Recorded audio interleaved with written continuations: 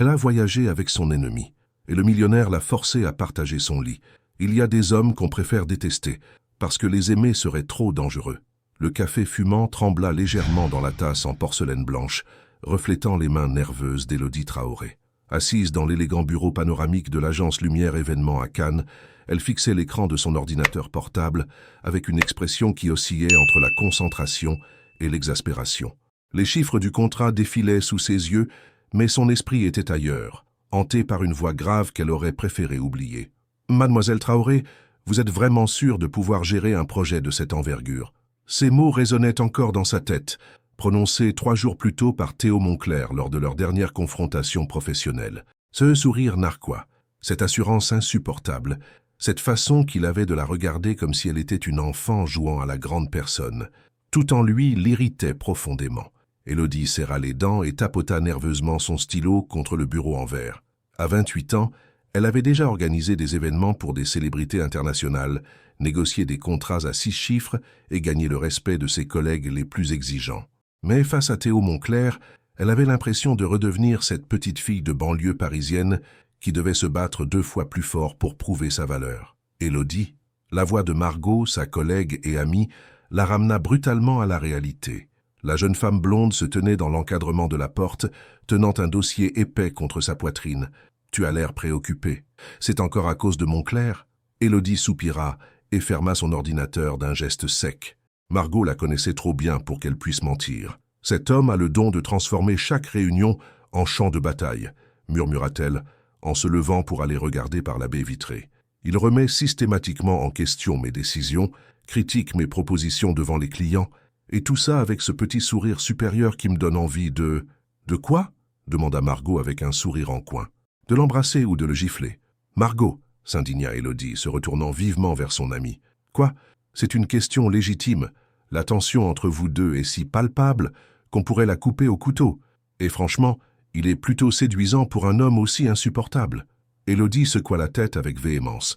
Théo Moncler était effectivement troublant, grand, élégant, avec ses yeux gris acier qui semblaient lire en elle comme dans un livre ouvert. Mais il représentait tout ce qu'elle détestait. L'arrogance masculine, le privilège acquis, cette assurance irritante de ceux qui n'ont jamais eu à lutter pour leur place. Il est surtout arrogant, condescendant et... Le téléphone de l'agence sonna, interrompant sa tirade. Margot décrocha avec son sourire professionnel habituel. « Lumière Événement ? Bonjour ? Oui, bien sûr. Un moment, s'il vous plaît. » Elle couvrit le combiné de sa main et chuchota à Élodie. « C'est Madame Dubois, la directrice. Elle veut te voir immédiatement dans son bureau. Elle a l'air excitée. » Le cœur d'Élodie fit un bond. Madame Dubois n'était jamais excitée sans raison. Soit c'était une excellente nouvelle, soit c'était une catastrophe déguisée en opportunité.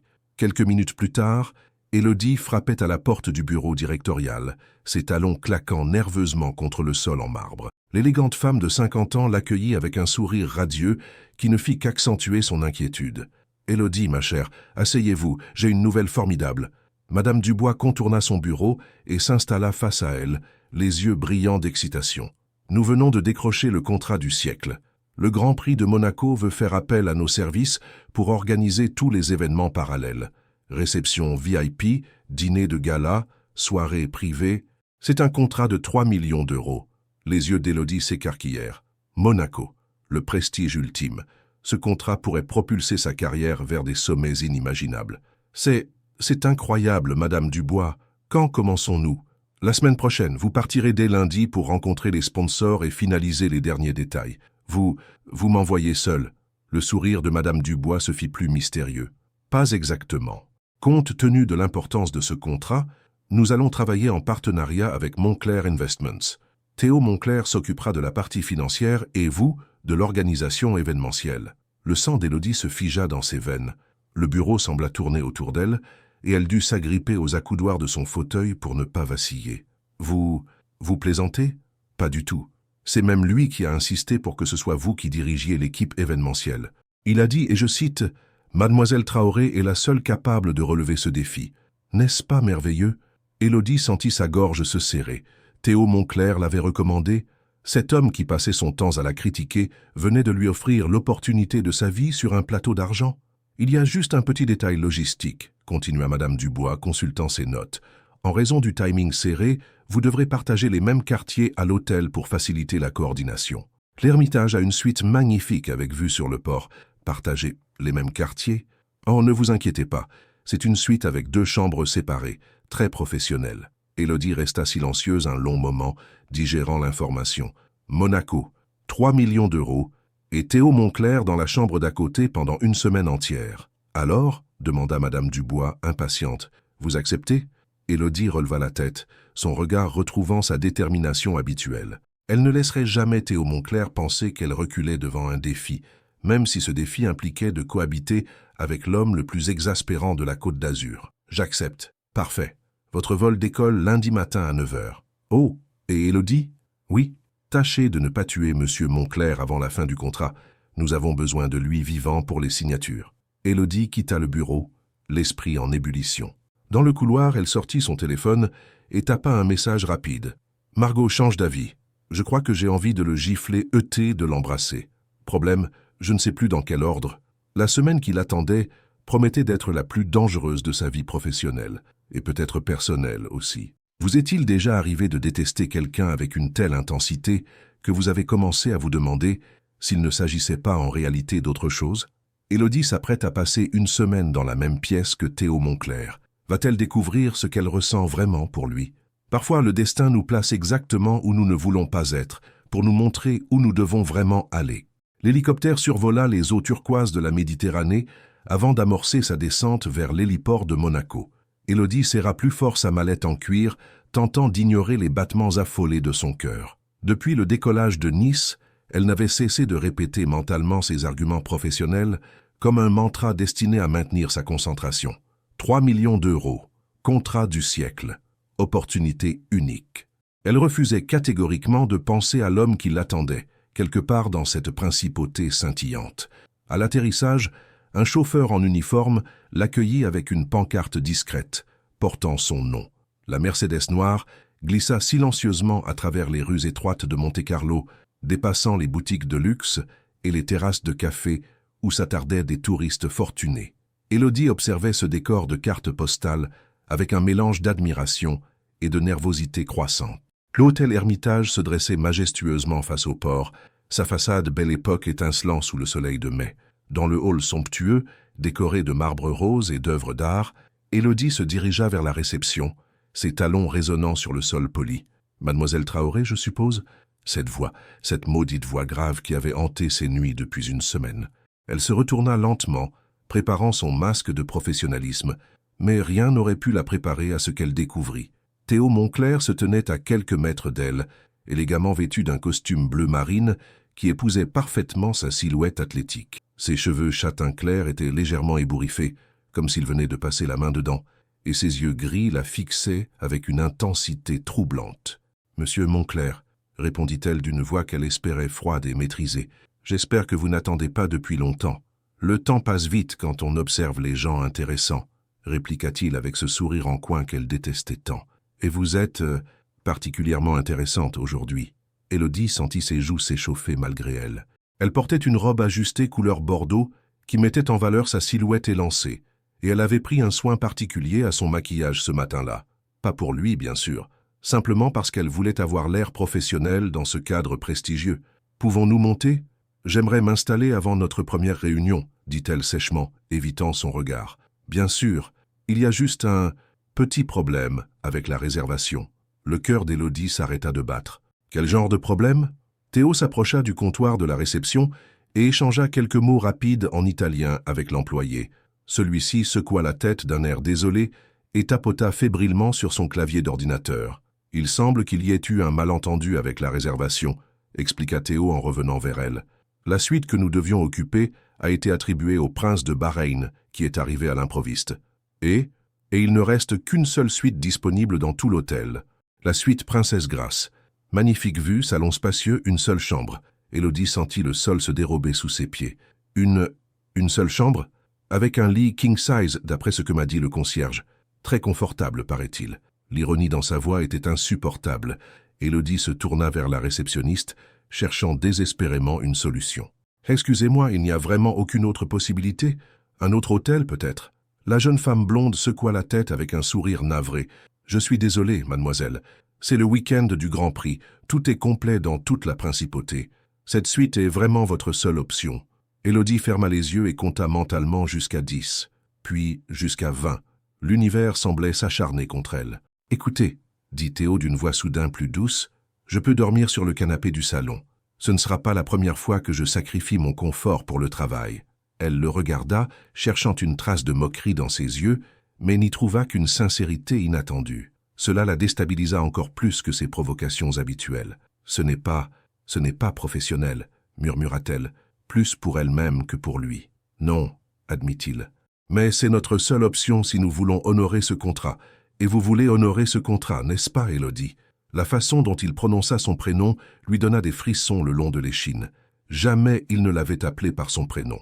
Toujours Mademoiselle Traoré avec cette distance professionnelle qu'elle appréciait et détestait à la fois. « D'accord », finit-elle par dire, sa fierté professionnelle l'emportant sur ses réticences personnelles. « Mais nous établissons des règles claires. Horaires séparés pour la salle de bain, espace de travail délimité et pas de fraternisation après les heures de bureau », compléta-t-il avec un sourire amusé. « Exactement. Marché conclu. » Il tendit la main vers elle. Élodie hésita un instant avant de la saisir pour sceller leur accord.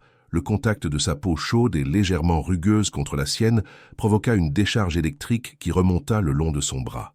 Elle retira sa main précipitamment, mais pas assez vite pour échapper au regard perçant de Théo. « Parfait, » dit-elle en s'éclaircissant la gorge. « Pouvons-nous monter maintenant?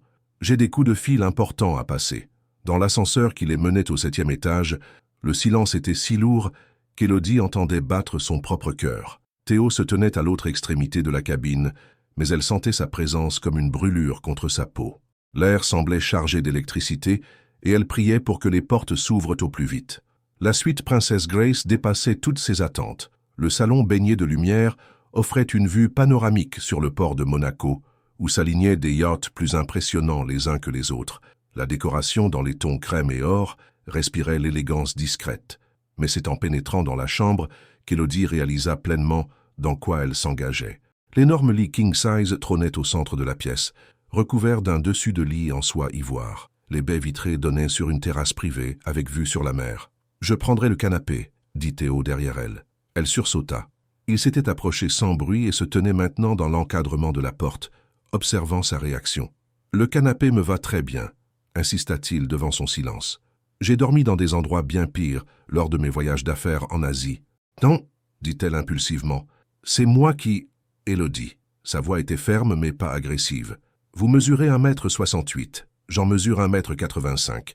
Faisons preuve de logique. » Elle se retourna vers lui, prête à argumenter, mais les mots moururent sur ses lèvres en croisant son regard. Il y avait quelque chose de différent dans ses yeux, une douceur qu'elle ne lui connaissait pas, mélangée à une détermination tranquille qui la désarma complètement. « D'accord, » concéda-t-elle finalement, « mais je paie la moitié des frais de blanchisserie pour les draps du canapé. » Il éclata d'un rire franc qui illumina son visage et révéla des rides de sourire qu'elle n'avait jamais remarquées. Ce rire changea quelque chose en elle, fissurant légèrement l'armure qu'elle avait patiemment construite autour de son cœur. Marché conclu, associé. Le téléphone de la suite sonna, interrompant ce moment de trêve inattendu. Théo décrocha et écouta quelques instants avant de raccrocher.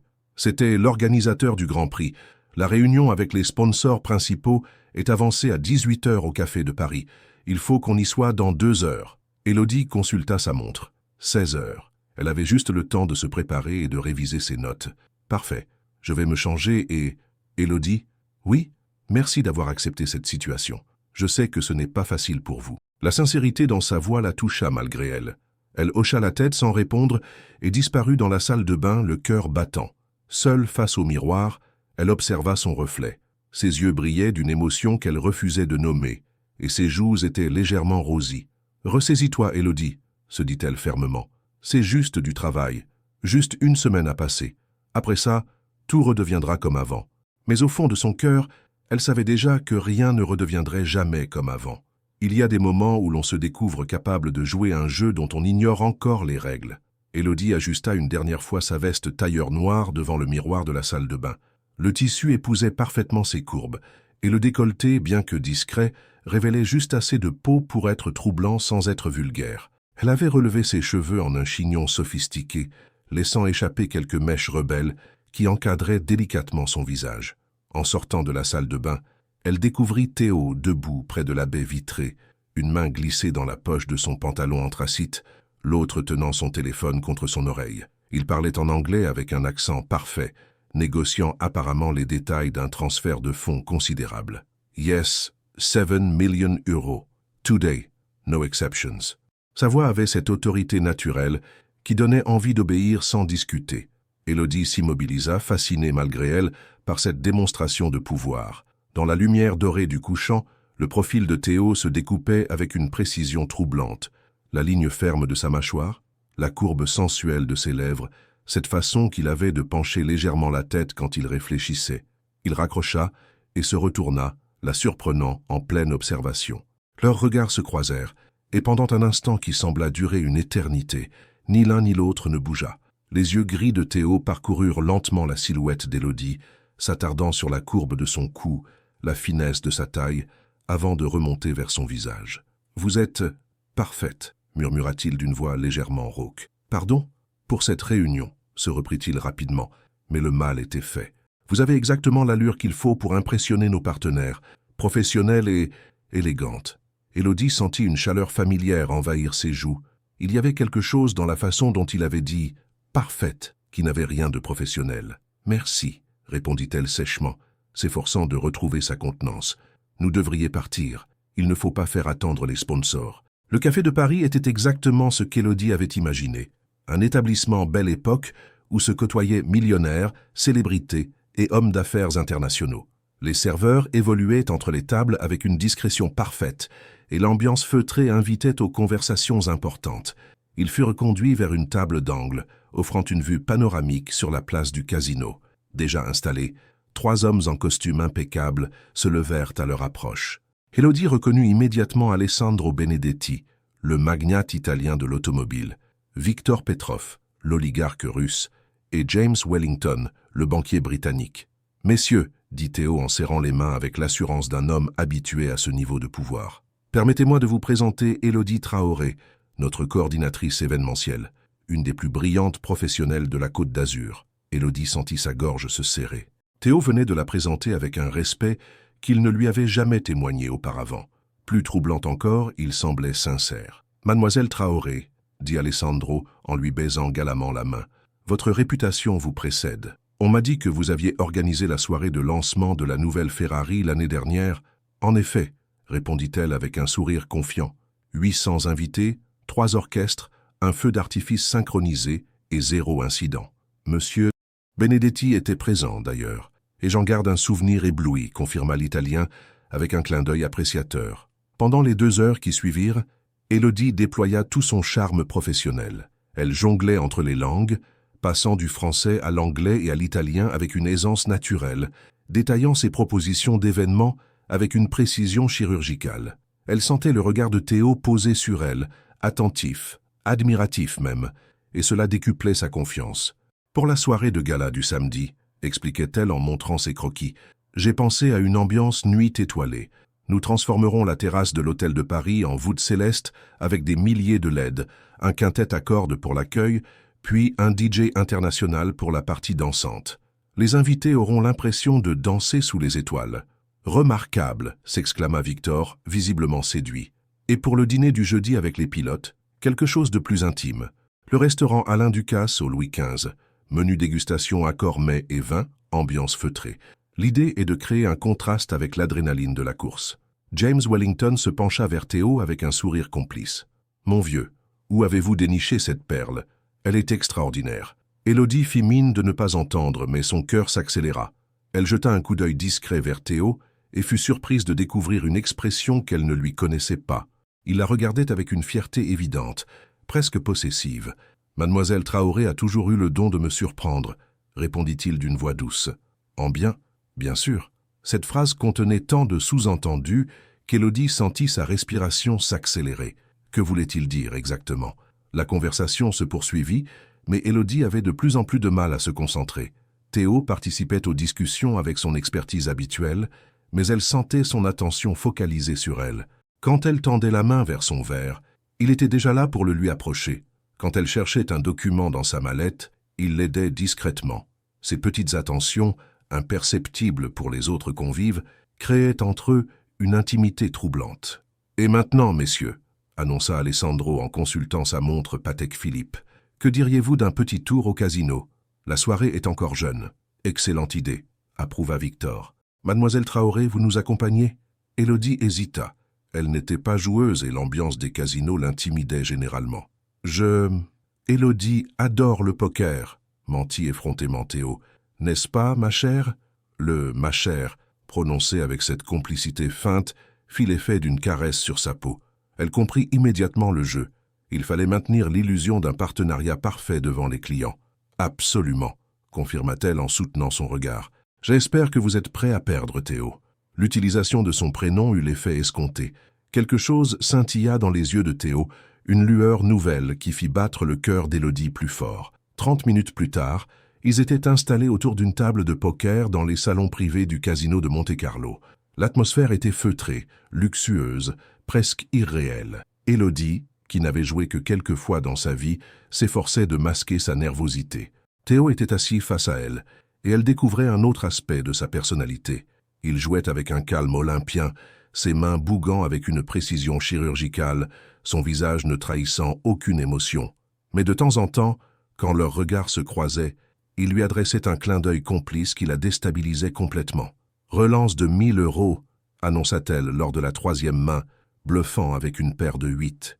Théo l'observa longuement, comme s'il tentait de lire dans ses pensées. Puis, lentement, il poussa ses jetons vers le centre de la table. Tapis.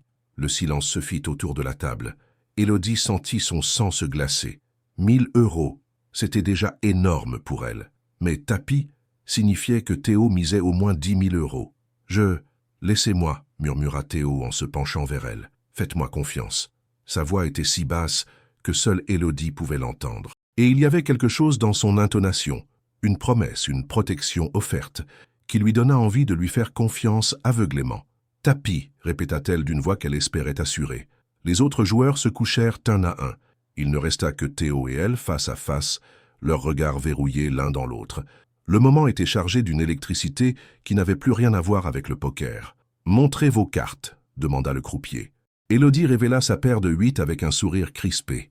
Théo retourna lentement ses cartes. Paire de 7. Il avait perdu, volontairement. Leurs regards se croisèrent par-dessus la table, et Élodie y lut quelque chose qui lui coupa le souffle. De l'admiration, de la tendresse et autre chose qu'elle n'osait pas nommer. « Bien joué », dit-il simplement, mais le sous-texte était évident. « Je voulais que vous gagniez. »« Magnifique !» s'exclama Alessandro. « Mademoiselle Traoré, vous êtes décidément pleine de surprises. » Plus tard, sur le chemin du retour vers l'hôtel, ils marchèrent en silence dans les rues parfumées de Monaco. L'air était doux, chargé de l'odeur des mimosas et du sel marin. Élodie tenait encore à la main l'enveloppe contenant ses gains, 15 000 € qu'elle n'avait jamais mérités. « Pourquoi ?» demanda-t-elle finalement. « Pourquoi quoi ? Vous savez très bien pourquoi. Vous aviez une meilleure main que moi, n'est-ce pas ?» Théo s'arrêta sous un réverbère et se tourna vers elle. Dans la lumière dorée, son visage avait une beauté presque douloureuse. « Parce que j'aime vous voir gagner, » dit-il simplement, « et parce que vous méritez de briller. » Cette phrase, prononcée avec une sincérité désarmante, fit vaciller toutes les certitudes d'Élodie. L'homme qu'elle avait cru connaître, cet adversaire professionnel arrogant et insupportable, venait de lui révéler une facette qu'elle n'imaginait pas. « Je ne comprends pas, » murmura-t-elle. « Moi non plus, » avoua-t-il en s'approchant d'un pas. « Mais je commence à accepter que certaines choses échappent à ma compréhension. » Le danger, Élodie le sentait maintenant avec une acuité terrifiante. Ce n'était plus un jeu professionnel. C'était quelque chose de bien plus grand, de bien plus dangereux. Et elle était en train de tomber. Il y a des nuits où l'on découvre que tous nos murs ne sont que des châteaux de cartes. L'ascenseur qui les ramenait à la suite semblait plus petit qu'à l'aller. Élodie se tenait dans un coin, serrant contre elle son sac à main comme un bouclier dérisoire, tandis que Théo occupait l'espace avec cette présence magnétique qui la troublait de plus en plus. Le silence entre eux était chargé d'électricité, vibrant de tout ce qui n'avait pas été dit sur le chemin du retour. « Cette soirée s'est bien passée », dit-elle finalement, cherchant désespérément à ramener leurs échanges sur un terrain professionnel. « Très bien », acquiesça Théo, mais sa voix avait cette intonation rauque qui trahissait autre chose que de la satisfaction professionnelle. « Vous avez été éblouissante. » Le mot resta suspendu entre eux comme une caresse. Élodie sentit sa gorge se serrer. Elle n'arrivait plus à déchiffrer ce qui était stratégie commerciale et ce qui relevait d'autre chose dans l'attitude de Théo. Les portes s'ouvrirent enfin sur leur étage, libérant une partie de la tension. Dans le couloir, Théo marchait légèrement derrière elle, et Élodie avait la sensation physique de son regard posé sur ses épaules nues, sur la courbe de sa nuque révélée par son chignon. La suite les accueillit dans sa splendeur feutrée. Monaco scintillait au-delà des baies vitrées, et la lune pleine jetait des reflets argentés sur la mer. C'était d'une beauté à couper le souffle, mais Élodie n'arrivait pas à s'en émerveiller. Toute son attention était focalisée sur l'homme qui refermait la porte derrière eux. « Je vais me changer », bredouilla-t-elle en se dirigeant vers la chambre. « Élodie !» Sa voix l'arrêta net. Elle se retourna lentement, le cœur battant. « Merci pour ce soir. Vous avez été parfaite avec les clients. J'ai eu tort de douter de vos compétences. » Cette reconnaissance venant de lui la bouleversa plus qu'elle ne voulait l'admettre. Pendant des mois, elle avait rêvé de l'entendre reconnaître sa valeur professionnelle. Maintenant que c'était fait, elle découvrait que ce qu'elle désirait vraiment était infiniment plus dangereux. « Bonne nuit, Théo », murmura-t-elle, avant de disparaître dans la chambre. Dans la salle de bain attenante, Élodie prit tout son temps pour se démaquiller et enfiler sa nuisette en soie noire. Le tissu fluide épousait ses courbes avec une sensualité qu'elle n'avait pas anticipée en le choisissant. Face au miroir, elle observa son reflet. Ses yeux brillaient d'une émotion qu'elle refusait de nommer. Ses lèvres étaient légèrement gonflées comme si elles venaient d'être embrassées et sa peau semblait irradier une chaleur nouvelle. « Reprends-toi », se dit-elle fermement. « Ce n'est qu'une attraction physique. Ça arrive, ça passe. » Mais au fond de son cœur, elle savait que ce qu'elle ressentait pour Théo dépassait largement l'attraction physique. Quand elle sortit de la salle de bain, la suite était plongée dans la pénombre. Seule une lampe d'appoint éclairait faiblement le salon. Théo avait installé ses affaires sur le canapé et enfilé un simple pantalon de pyjama, torse nu. À la vue de sa silhouette athlétique, de ses épaules larges et de son torse sculpté, Élodie sentit sa bouche s'assécher. Il était debout près de la baie vitrée, un verre de whisky à la main, contemplant les lumières de Monaco. Dans la lumière douce de la lune, il avait une beauté presque sauvage qui fit trembler quelque chose au plus profond d'Élodie. « Vous ne dormez pas ?» demanda-t-elle doucement. Il se retourna, et quand son regard se posa sur elle dans sa nuisette de soie, elle vit ses yeux s'assombrir. Il déglutit difficilement avant de répondre. « Je n'arrivais pas à... l'adrénaline de la soirée, je suppose. Ou alors c'est ce canapé qui n'est pas confortable, dit-elle en s'approchant. Il a l'air plutôt petit pour quelqu'un de votre taille. J'ai dormi dans pire, répondit-il, mais sa voix était tendue. Ils se tenaient maintenant à moins d'1 mètre l'un de l'autre, et Élodie pouvait sentir la chaleur qui émanait de son corps. L'air entre eux semblait vibrer de désir contenu. « Théo » commença-t-elle, ne sachant pas vraiment ce qu'elle voulait dire. « Oui, ce soir, au casino, pourquoi m'avez-vous laissé gagner ?» Il posa son verre sur la table basse et se rapprocha d'un pas. Élodie sentit son cœur s'emballer. « Parce que j'ai réalisé quelque chose ce soir », dit-il d'une voix grave. « En vous regardant éblouir ces hommes d'affaires, en vous voyant briller de toute votre intelligence et de votre charme, j'ai réalisé que je n'étais plus votre adversaire depuis longtemps. Qu'est-ce que vous êtes alors ?» La question était sortie dans un souffle, chargé de toute la vulnérabilité qu'Élodie tentait de dissimuler. « Je ne sais pas », avoua-t-il en tendant la main vers son visage. Ses doigts effleurèrent sa joue avec une douceur qui la fit frissonner. Elle aurait dû reculer, remettre les barrières professionnelles, retrouver cette distance de sécurité qu'elle avait maintenue pendant des mois. Au lieu de cela, elle ferma les yeux et se pencha imperceptiblement contre sa paume. Élodie. Sa voix n'était plus qu'un murmure rauque. Quand elle rouvrit les yeux, elle découvrit qu'ils s'étaient encore rapprochés. Il n'y avait plus que quelques centimètres entre eux, et elle pouvait sentir son souffle chaud contre sa peau. « Nous ne devrions pas, chuchota-t-elle, mais ses propres mots sonnaient faux. « Non, acquiesça-t-il sans bouger, nous ne devrions pas. » Pourtant, aucun d'eux ne recula. Le temps semblait suspendu, et Élodie avait l'impression que tout l'univers se résumait à cet instant, à cet homme, à ce désir qui pulsait entre eux comme une force vivante. Ce fut elle qui franchit la dernière distance. Leurs lèvres se touchèrent d'abord avec une douceur presque timide, comme s'ils testaient la réalité de ce moment. Puis quelque chose explosa entre eux.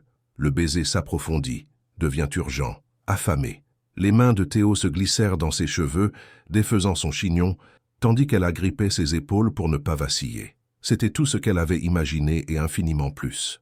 Il embrassait comme il faisait tout le reste, avec une intensité totale qui ne laissait aucune place au doute, Elle se sentait fondre contre lui, oubliant toutes ses résolutions, toutes ses peurs. Quand ils se séparèrent enfin pour reprendre leur souffle, Théo posa son front contre le sien, les yeux fermés. « Mon Dieu, Élodie, qu'est-ce que vous me faites ?» Elle ne répondit pas, incapable de formuler ce qu'elle ressentait. Tout son monde venait de basculer et elle avait besoin de temps pour comprendre ce qui lui arrivait. « Je crois que je devrais aller dormir », murmura-t-elle en reculant d'un pas. Elle vit quelque chose passer dans les yeux de Théo, de la déception peut-être, ou du soulagement. Il hocha la tête sans la retenir. « Bonne nuit, Élodie. Bonne nuit. » Dans la chambre, elle s'allongea sur le grand lit, fixant le plafond dans l'obscurité. De l'autre côté de la cloison, elle entendait Théo bouger dans le salon, et chaque bruit lui rappelait sa présence troublante. Elle porta ses doigts à ses lèvres, qui gardaient encore le goût de leur baiser.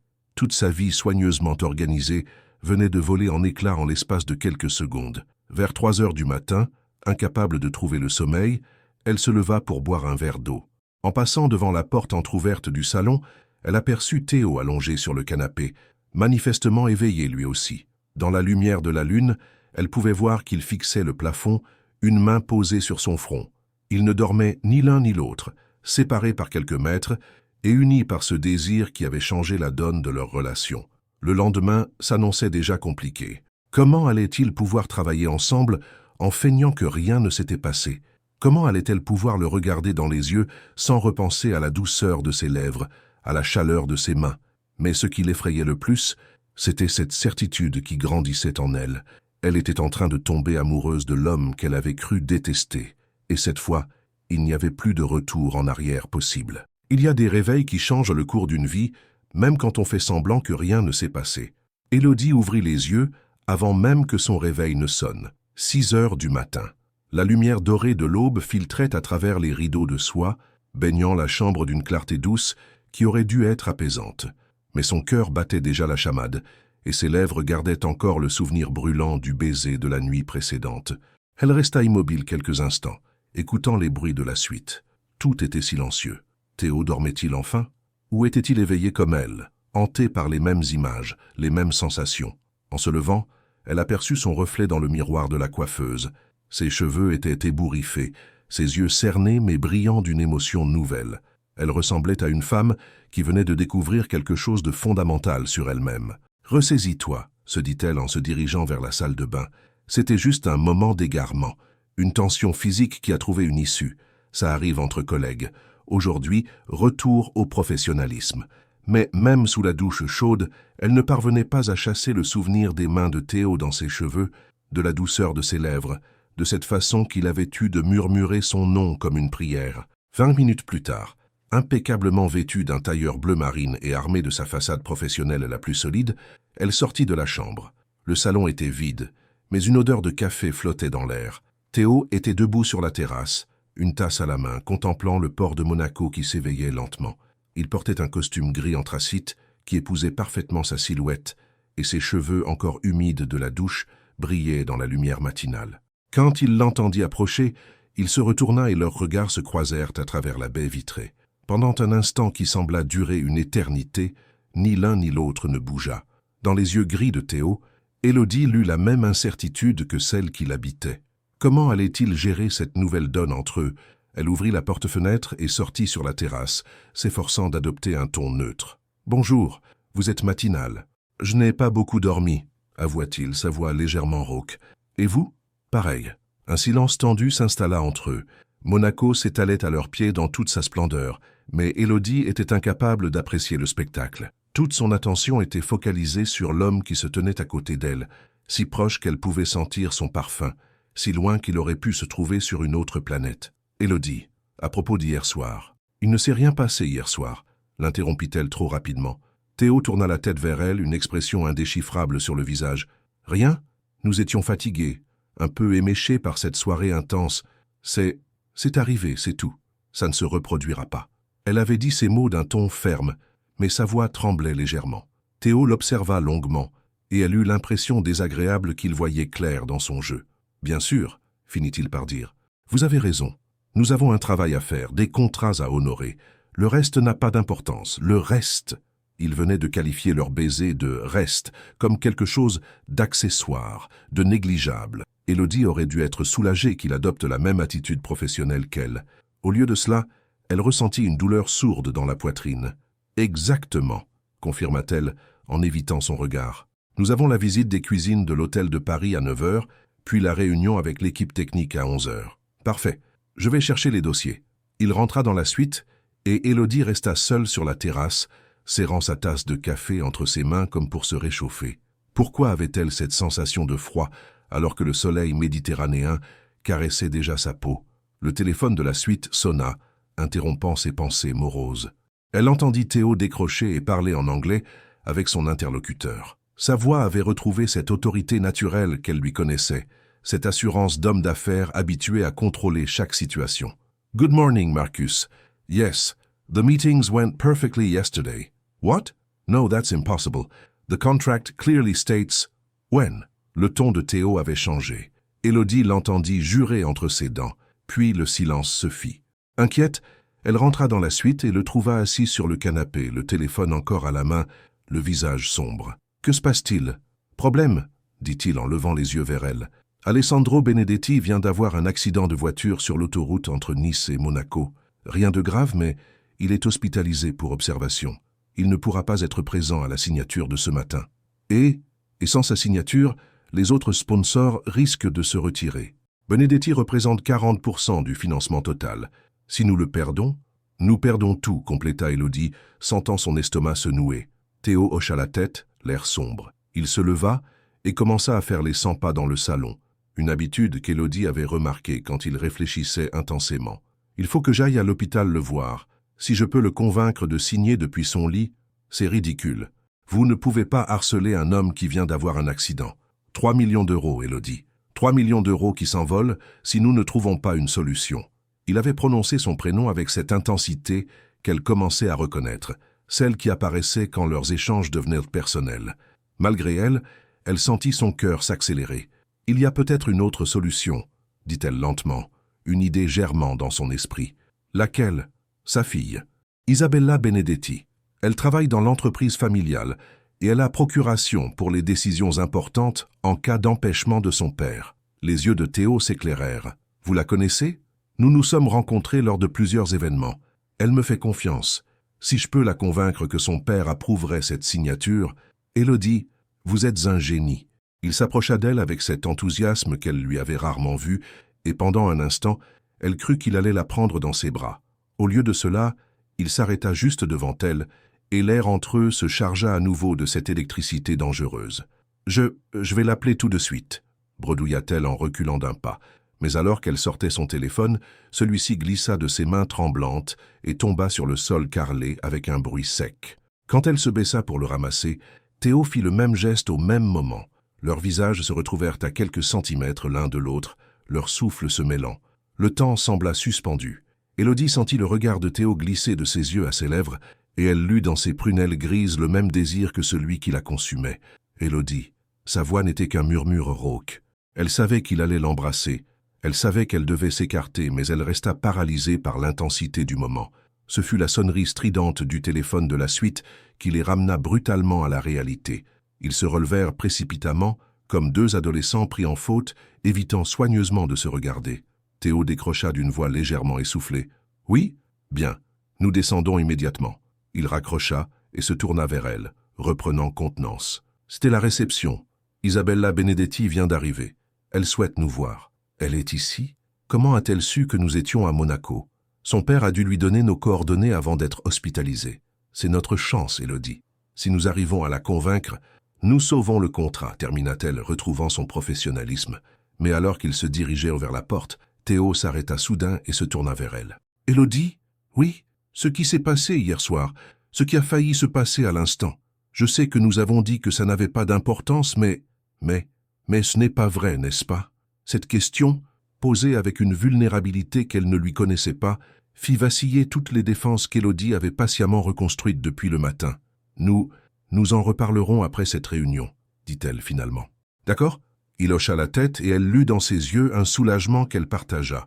Il ne pouvait en plus faire semblant que rien ne s'était passé, mais il pouvait au moins sauver ce contrat avant de s'attaquer au chaos émotionnel qui régnait entre eux.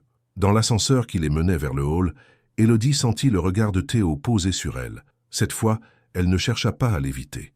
Leurs yeux se croisèrent, et dans ce regard partagé, elle lut la promesse silencieuse qu'ils auraient bientôt cette conversation qu'ils repoussaient tous les deux. Une conversation qui changerait définitivement la nature de leur relation, pour le meilleur ou pour le pire. Parfois, c'est le regard d'un étranger qui nous révèle ce que nous refusons de voir. Isabella Benedetti les attendait dans le salon privé de l'hôtel, installée dans un fauteuil en velours bordeaux, face aux grandes baies vitrées.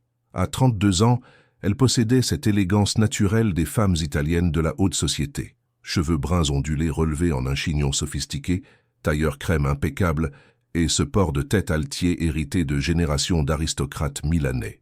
Mais ce qui frappa immédiatement Élodie, ce fut l'expression de curiosité amusée qui dansait dans ses yeux sombres quand elle les vit entrer côte à côte. « Élodie, ma chère !» s'exclama Isabella en se levant pour l'embrasser. « Quelle joie de vous revoir ! Et vous devez être Théo Moncler !» ajouta-t-elle en tendant une main élégante vers lui. « Votre réputation vous précède. »« Mademoiselle Benedetti !» répondit Théo en baisant galamment sa main. « J'espère que votre père va bien malgré les circonstances. »« Papa va très bien, rassurez-vous. Quelques bleus et un orgueil froissé, rien de plus. Mais il est d'une humeur massacrante à l'hôpital.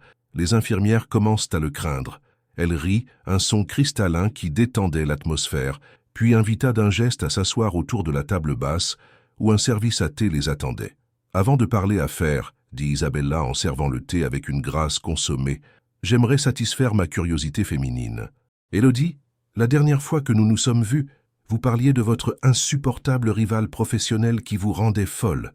Je me trompe en supposant qu'il s'agit de Monsieur Moncler ?»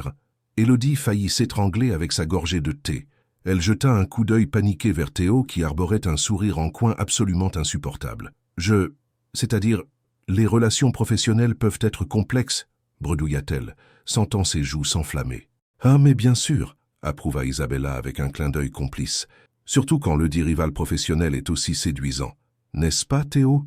Je dois admettre que mademoiselle Traoré a effectivement mentionné à plusieurs reprises combien je pouvais être stimulant pour elle, répondit Théo d'un ton parfaitement innocent, mais ses yeux gris pétillaient de malice.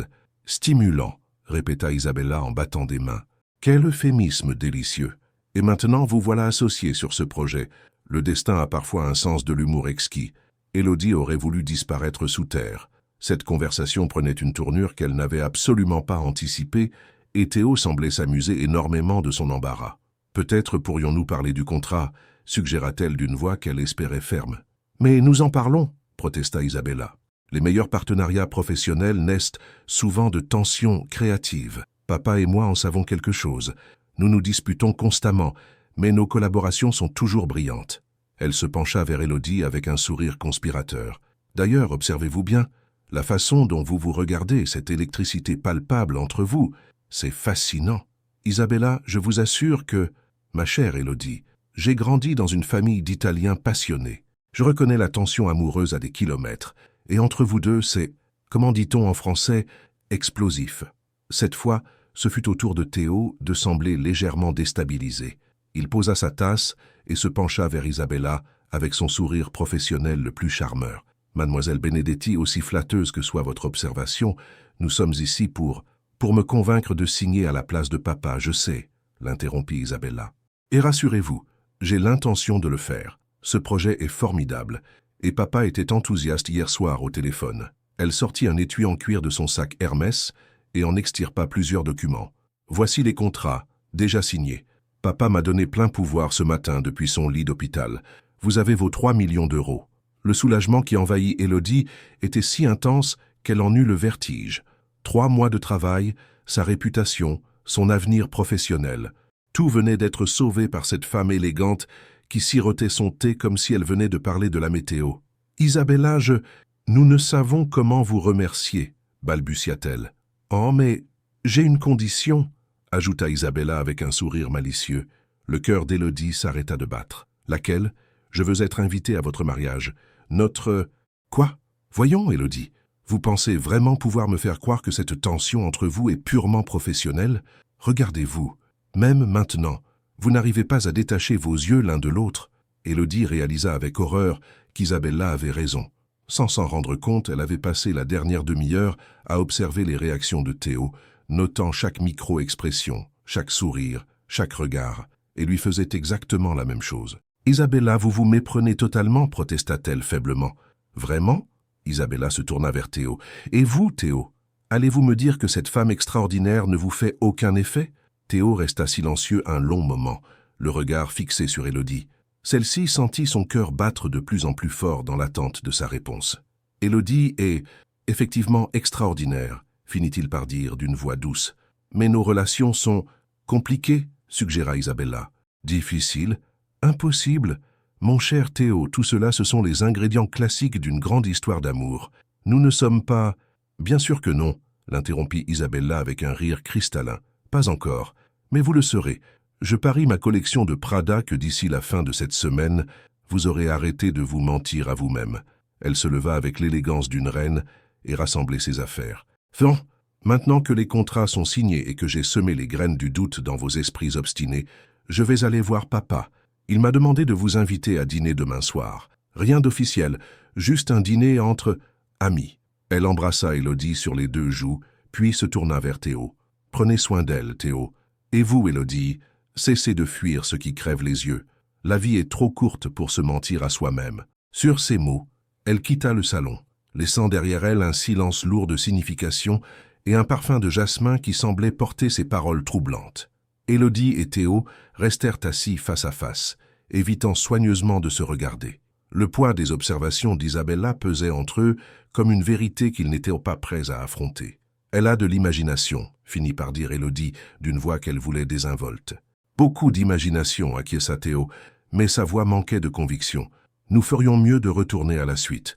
Il faut que je contacte les autres sponsors pour leur confirmer que tout est en ordre. Bonne idée. » Ils se levèrent et se dirigèrent vers l'ascenseur, marchant côte à côte mais soigneusement sans se toucher. Dans la cabine, le silence était assourdissant. Élodie fixait les numéros qui défilaient, mais elle sentait le regard de Théo posé sur elle. « Élodie ? » ?»« Oui, Isabella a dit quelque chose d'intéressant. »« Ah bon, quoi donc ?»« Que nous n'arrivions pas à détacher nos yeux l'un de l'autre. » Élodie sentit sa gorge se serrer. Elle se tourna lentement vers lui et découvrit qu'il l'observait avec cette intensité qu'elle commençait à reconnaître. Et alors, elle a raison. Cette simple phrase, prononcée avec une sincérité désarmante, fit vaciller toutes les défenses qu'Élodie avait patiemment reconstruites depuis le matin. « Théo, je sais ce que nous avons dit ce matin. Je sais que nous devions faire semblant que rien ne s'était passé. Mais je n'y arrive pas, Élodie. Je n'arrive pas à vous regarder sans repenser à hier soir. Je n'arrive pas à être dans la même pièce que vous sans avoir envie de... De quoi ? De recommencer. » Les portes de l'ascenseur s'ouvrirent sur leur étage, mais aucun d'eux ne bougea. Ils se regardaient comme si le monde extérieur avait cessé d'exister. « Nous ne pouvons pas, » murmura Élodie, mais sa voix manquait de conviction. « Pourquoi ? Parce que... » Elle cherchait désespérément une raison valable, mais toutes celles qui lui venaient à l'esprit sonnaient faux. Parce qu'ils travaillaient ensemble ? Ils étaient associés, pas employeurs et employés. Parce qu'ils se détestaient ? Ce mensonge ne tenait plus depuis longtemps. Parce qu'elle avait peur ? Là, c'était plus proche de la vérité. Élodie, regardez-moi. Elle obéit, plongeant ses yeux dans les siens, et ce qu'elle y lut lui coupa le souffle. Du désir, oui, mais aussi une tendresse qu'elle n'avait jamais vue chez lui. « Je ne sais pas ce qui nous arrive, avoua-t-il. Je ne sais pas où cela nous mène, mais je sais que je ne peux plus faire semblant de ne rien ressentir.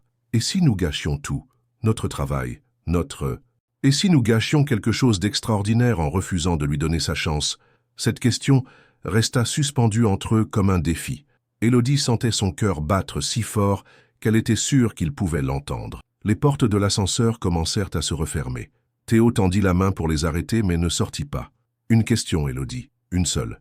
Si Isabella a raison, si nous sommes en train de nous mentir à nous-mêmes, qu'est-ce que nous allons faire ?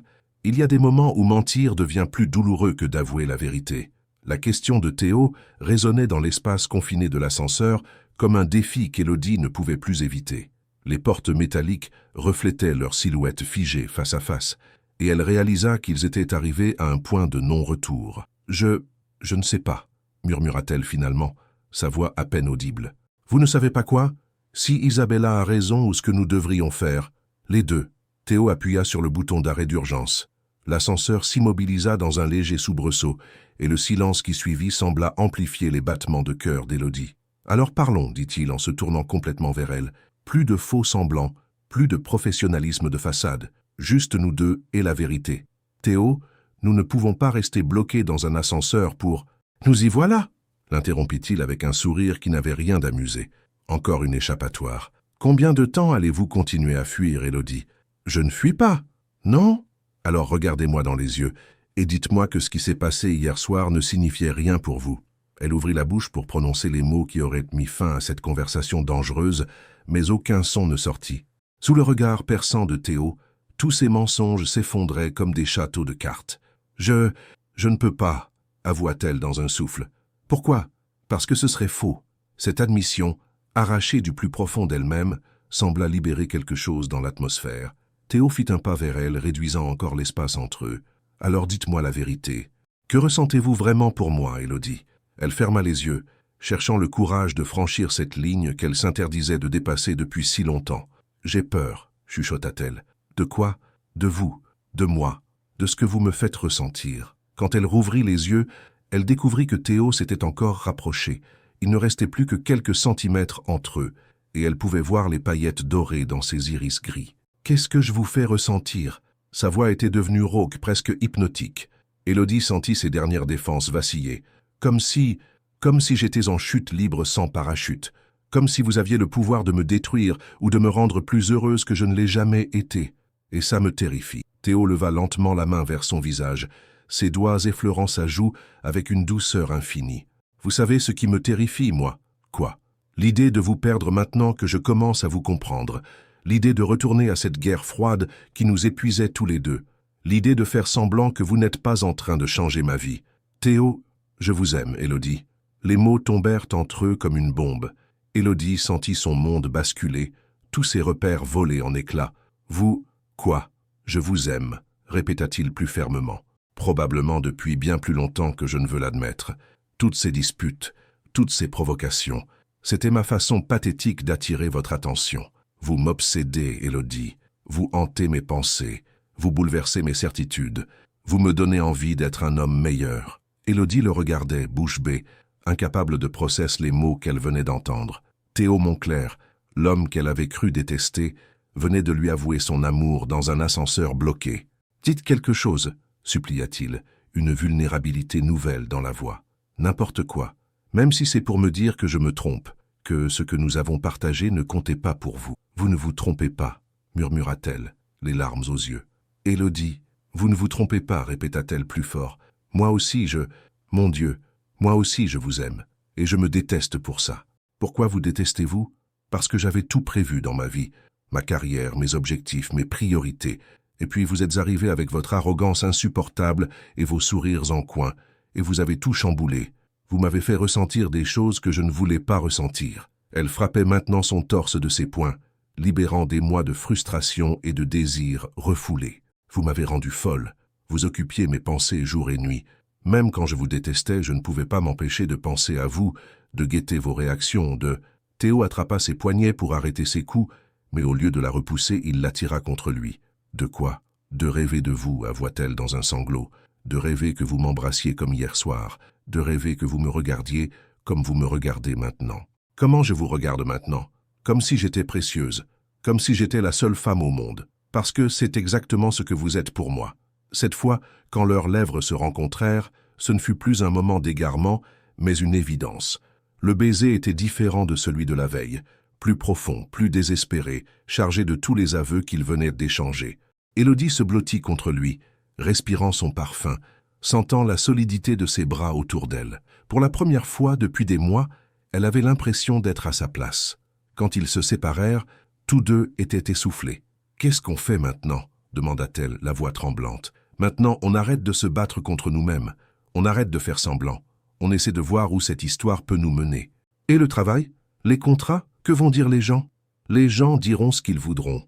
Quant au travail, » il sourit, ce sourire en coin qu'elle détestait et adorait à la fois. « Nous venons de prouver que nous formons une équipe redoutable. » Même Isabella l'a remarqué.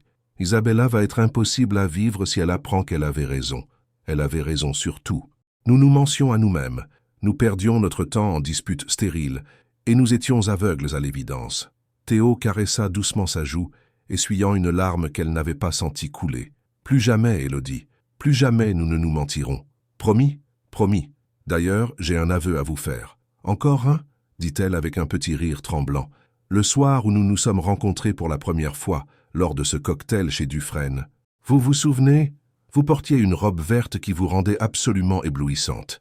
Je me souviens surtout que vous avez passé la soirée à critiquer mon travail, parce que j'étais terrifié par l'effet que vous me faisiez. J'ai su dès ce soir-là que vous étiez dangereuse pour ma tranquillité d'esprit. Alors j'ai choisi l'attaque plutôt que de reconnaître que vous veniez de bouleverser ma vie en l'espace de 5 minutes. » Élodie le regardait avec des yeux ronds. « Vous m'aimiez déjà à ce moment-là? Disons que vous aviez planté une graine qui n'a fait que grandir depuis. Même quand nous nous disputions, même quand vous me regardiez comme si j'étais votre pire ennemi, cette graine continuait de pousser. « Mon Dieu, murmura-t-elle, tout ce temps perdu. »« Non, dit-il fermement, pas de regret. Peut-être avions-nous besoin de ce chemin chaotique pour arriver ici. Peut-être fallait-il que nous apprenions à nous respecter professionnellement avant de pouvoir nous aimer personnellement. » Il appuya sur le bouton pour remettre l'ascenseur en marche. « Et maintenant? Maintenant, nous retournons dans notre suite, et je vous montre à quel point j'ai envie de rattraper le temps perdu. » La façon dont il prononça ces mots fit courir un frisson de désir le long de l'échine d'Élodie. Quand les portes s'ouvrirent sur leur étage, elle passa devant lui, sentant son regard brûlant dans son dos. « Élodie? Oui, merci. Pourquoi? Pour avoir eu le courage de dire la vérité, pour avoir arrêté de fuir, pour m'avoir donné la chance de vous prouver que nous sommes faits l'un pour l'autre. » Elle se retourna vers lui, le cœur gonflé d'un bonheur qu'elle n'avait jamais connu. « Théo? Oui? Montrez-le-moi. » Le sourire qu'il lui adressa contenait toutes les promesses du monde. Il y a des moments où deux âmes cessent de lutter et s'abandonnent enfin à l'inévitable. La porte de la suite se referma derrière eux avec un déclic définitif, comme si elle scellait leur ancien monde et ouvrait les portes d'un nouveau.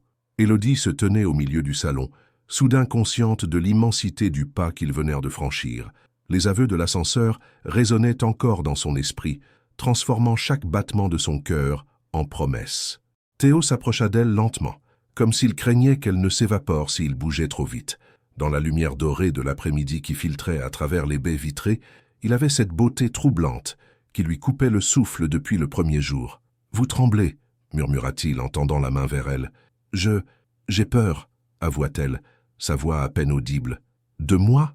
De l'intensité de ce que je ressens, de ne plus jamais pouvoir revenir en arrière après ça. » Il s'immobilisa, sa main suspendue dans l'air entre eux. « Nous pouvons nous arrêter là, Élodie. Nous pouvons prendre le temps de... »« Non, » l'interrompit-elle, avec une détermination qui la surprit elle-même. « Non, j'en ai assez d'avoir peur. J'en ai assez de fuir ce que je désire. » Elle fit le dernier pas qui les séparait, posant ses mains à plat sur son torse. Sous ses paumes, elle sentait son cœur battre aussi fort que le sien. « Montrez-moi, » répéta-t-elle dans un souffle. « Montrez-moi que nous sommes faits l'un pour l'autre. » Le regard de Théo s'assombrit, et elle y lut une promesse qui fit courir des frissons le long de sa peau. Lentement, infiniment lentement, il porta ses mains à son visage, encadrant ses joues avec une tendresse qui lui donna envie de pleurer. « Élodie, » murmura-t-il, son nom résonnant comme une caresse. « Ma belle, ma têtue, ma merveilleuse Élodie. » Quand leurs lèvres se rencontrèrent cette fois, ce fut comme si l'univers entier s'alignait enfin. Le baiser était doux d'abord, exploratoire, puis il s'approfondit progressivement, chargé de mois de désirs refoulés et de tendresse nouvellement avouée. Les mains d'Élodie remontèrent le long de son torse, défaisant un à un les boutons de sa chemise, découvrant la peau chaude et les muscles fermes qu'elle avait tant imaginés dans ses rêves secrets. Théo frissonna sous ses caresses, et ce fut ce frisson qui lui donna le courage de continuer. « Vous êtes sûr ?» demanda-t-il contre ses lèvres, cherchant dans ses yeux la moindre trace d'hésitation. « Plus sûr que je ne l'ai jamais été de rien. » Il la souleva alors dans ses bras, comme si elle ne pesait rien, et la porta vers la chambre. Élodie enfouit son visage dans son cou, respirant son parfum, se grisant de cette proximité qu'elle s'était si longtemps interdite. Il la déposa doucement sur le grand lit, et pendant un moment ils se regardèrent simplement, conscients que ce qui allait suivre changerait tout entre eux.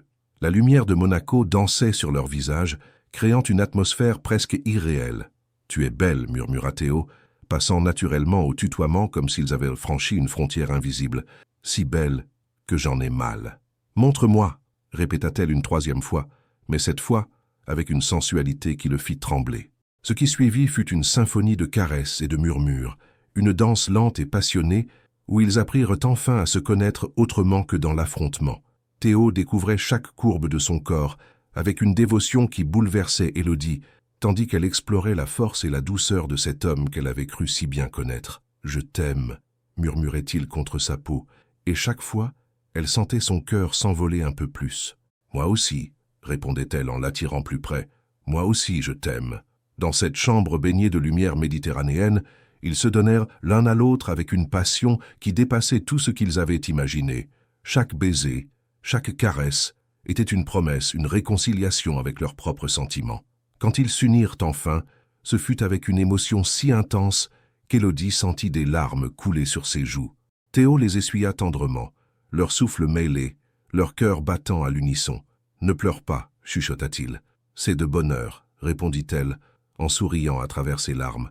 C'est juste, c'est parfait, tu es parfait. Nous sommes parfaits ensemble, corrigea-t-il en l'embrassant avec une douceur infinie. Ils bougèrent ensemble dans un rythme aussi naturel que s'ils s'aimaient depuis toujours, leurs corps s'accordant parfaitement, leurs âmes enfin réconciliées. Le plaisir monta en eux par vagues successives, les emportant vers un sommet qu'ils atteignirent ensemble, dans un cri étouffé qui résonna comme une naissance. Après, ils restèrent enlacés, leur corps encore tremblant, leur respiration peu à peu apaisée. Élodie était blottie contre le torse de Théo, écoutant son cœur retrouver un rythme normal, se grisant de cette intimité nouvelle. « Alors » demanda-t-il en caressant ses cheveux. « Alors quoi? Ai-je réussi à te prouver que nous sommes faits l'un pour l'autre » Elle leva la tête vers lui, découvrant ce sourire tendre qu'elle ne lui connaissait pas, si différent de ses sourires moqueurs habituels. « fit-elle mine de réfléchir. « Il faudra peut-être que tu me le prouves encore, pour être sûr. » Le rire grave qui monta de sa gorge la fit frissonner de plaisir. « Avec grand plaisir, mademoiselle Traoré. Chère madame Moncler a un joli son, tu ne trouves pas ?» Elle avait dit cela sans réfléchir, emportée par l'euphorie du moment, et elle rougit aussitôt en réalisant l'audace de ses mots. « Tu y penses déjà ?»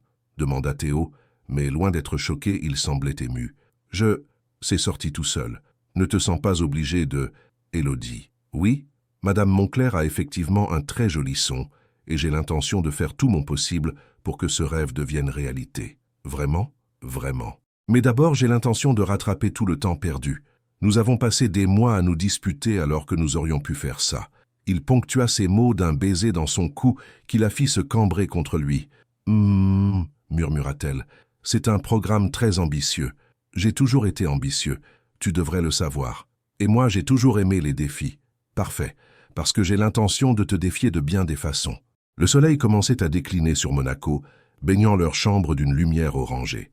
À travers les baies vitrées, on pouvait voir les yachts qui rentraient au port, les lumières qui s'allumaient peu à peu dans la principauté. « Nous devrions peut-être appeler Isabella, dit Élodie paresseusement, lui annoncer qu'elle avait raison. Pas question. Je ne veux personne d'autre que toi dans ma tête aujourd'hui. Et demain, nous avons un dîner chez les Benedetti. Ce sera l'occasion parfaite de lui montrer qu'elle avait raison. Tu veux dire, nous présenter officiellement comme un couple? Tu n'en as pas envie ?» Élodie réfléchit quelques instants. Hier encore, l'idée d'être liée publiquement à Théo l'aurait horrifiée. Aujourd'hui, elle ne pouvait pas imaginer prétendre qu'ils n'étaient que des associés. « Si, dit-elle fermement, j'en ai envie, plus que tout. Alors c'est décidé. Demain soir, Monaco découvrira le couple le plus redoutable de la Côte d'Azur. Le plus redoutable et le plus amoureux. Le plus amoureux, confirma-t-il en l'embrassant tendrement. Définitivement le plus amoureux. Dehors, Monaco scintillait de mille feux. Mais pour Élodie, rien n'égalait la lumière qu'elle voyait danser dans les yeux de l'homme qu'elle aimait. Pour la première fois depuis des mois, elle avait l'impression d'être exactement là où elle devait être. Dans les bras de son ancien ennemi devenu l'amour de sa vie. L'amour naissant doit parfois affronter le monde extérieur pour prouver sa solidité. Élodie ajusta une dernière fois sa robe cocktail en soie noire devant le miroir de la chambre, ses mains tremblant légèrement. Ce n'était pas la nervosité habituelle d'avant un dîner professionnel important.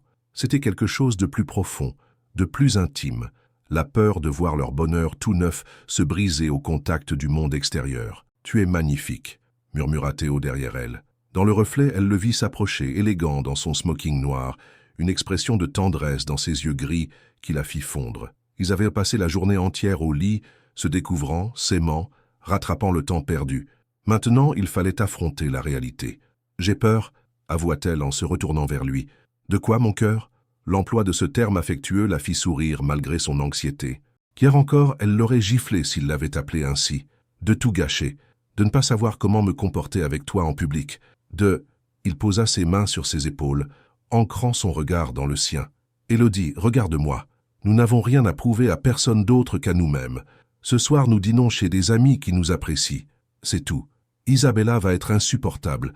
Elle va nous regarder avec cet air de « je vous l'avais bien dit ». Et elle aura raison, dit Théo en souriant. Laisse-la savourer sa victoire. Sans elle, nous serions peut-être encore en train de nous mentir. Il se pencha pour l'embrasser délicatement, et Élodie sentit une partie de sa nervosité s'évaporer. Dans ses bras, tout semblait possible. « Prête, Madame Moncler ?»« Je ne m'appelle pas encore Madame Moncler, protesta-t-elle avec un sourire. « Patience, j'y travaille. » La villa des Benedetti surplombait Monaco depuis les hauteurs de Roquebrune, offrant une vue panoramique époustouflante sur la Méditerranée. Le taxi les déposa devant une imposante grille en fer forgé, et Élodie sentit son estomac se nouer à nouveau. « Tu regrettes ?» demanda Théo en remarquant son silence. « Non, jamais. C'est juste que tout va si vite. Nous pouvons aller à notre rythme, Élodie. Personne ne nous presse. » Mais alors qu'ils remontaient l'allée bordée d'oliviers centenaires, la porte de la villa s'ouvrit en grand, révélant Isabella dans une robe rouge éclatante, les bras tendus vers eux. « Mais chérie, enfin, papa et moi commencions à nous demander si vous n'aviez pas eu un empêchement ?» Elle s'interrompit net, en les voyant s'avancer main dans la main. Son regard passa de leurs doigts entrelacés à leurs visages rayonnants, et un sourire triomphant illumina ses traits. « Madonna mia, je le savais, je le savais !» Elle se précipita vers eux et les serra tour à tour dans ses bras avec un enthousiasme typiquement italien. « Papa, papa, venez voir, j'avais raison !» Alessandro Benedetti apparut sur le seuil, un bras en écharpe mais le sourire aux lèvres. Malgré son accident, il conservait cette prestance naturelle des patriarches italiens. « Mes chers amis, entrez, entrez. Isabella, arrête de crier comme une marchande de poissons. »« Mais papa, regardez-les, ils sont ensemble. J'avais prédit qu'avant la fin de la semaine... » Isabella l'interrompit Élodie en rougissant. « Nous... Oh, ma chère, ne soyez pas gênée. L'amour est la plus belle des nouvelles. Alessandro, sors le Barolo 1997. Nous avons quelque chose à célébrer. » Le dîner se déroula sur la terrasse face à la mer, éclairé par des guirlandes de lumière dorée qui donnaient à l'ensemble un air de conte de fées. Isabella avait invité 2 autres couples d'amis, et très vite, l'atmosphère devint chaleureuse et détendue. Élodie découvrait avec surprise qu'être en couple avec Théo en public était étonnamment naturel. Il avait cette façon attentionnée de remplir son verre avant qu'elle ne le demande, de poser sa main sur son dos quand elle riait, de la regarder avec cette fierté tendre qui faisait battre son cœur plus fort. « Alors, racontez-nous tout », exigea Isabella entre la poire et le fromage. « Comment avez-vous fini par arrêter de vous disputer assez longtemps pour vous rendre compte que vous étiez fous l'un de l'autre ?» Élodie et Théo échangèrent un regard complice. « Disons que nous avons eu une conversation éclairante », répondit Théo diplomatiquement. « Dans un ascenseur bloqué », ajouta Élodie, provoquant l'hilarité générale. « Un ascenseur ?» s'exclama Alessandro. « Comme c'est romantique. Isabella, tu entends ça? Un ascenseur. Papa, vous regardez trop de films américains, protesta Isabella, mais elle riait aussi. Cependant, à mesure que la soirée avançait, Élodie remarqua que l'un des invités, Laurent Dubois, un promoteur immobilier parisien, les observait avec un sourire étrange. Elle le connaissait de réputation, un homme influent mais connu pour sa langue de vipère et son goût pour les commérages. « C'est fascinant », finit-il par dire lors d'un moment de silence. Théo Moncler et Élodie Traoré, qui auraient cru que les 2 tigres de la Côte d'Azur finiraient par s'apprivoiser mutuellement. Il y avait quelque chose dans son ton qui mit Élodie mal à l'aise. « Que voulez-vous dire, Laurent ?» demanda Théo, sa voix prenant une nuance plus froide. « Oh, rien de méchant. C'est juste que, comment dire, votre réputation de célibataire endurci est légendaire, mon cher Théo. Combien de cœurs brisés avez-vous laissé derrière vous? Sophie Clermont, Valérie de Montpensier, cette mannequin russe, comment s'appelait-elle déjà ?» Élodie sentit son sang se glacer. Elle connaissait ces noms, avait vu ces femmes au bras de Théo lors de divers événements mondains.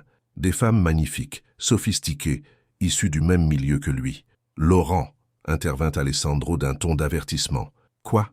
Je dis simplement que notre Théo n'a jamais été du genre à s'engager. Alors pardonnez ma curiosité. Mais qu'est-ce qui rend mademoiselle Traoré si spéciale ?» Le silence qui suivit fut glacial. Élodie sentit tous les regards se tourner vers elle, et soudain, Elle eut l'impression d'être une intruse dans ce monde de privilégiés. Les doutes qu'elle avait enfouis depuis la veille remontèrent à la surface comme autant de poignards. « Ce qui rend Élodie spéciale, » dit Théo d'une voix dangereusement calme, « c'est qu'elle est intelligente, talentueuse, courageuse, et qu'elle vaut 10 fois mieux que toutes les femmes que j'ai pu fréquenter avant elle. Ce qui la rend spéciale, c'est que je l'aime et qu'elle m'aime en retour. Est-ce que cela répond à votre question ?»« Théo, » murmura Élodie, touchée par sa défense mais mortifiée par la situation. « Non, » continua-t-il en se levant, « je n'ai pas fini. Laurent, je vous connais depuis assez longtemps pour savoir reconnaître vos petites mesquineries.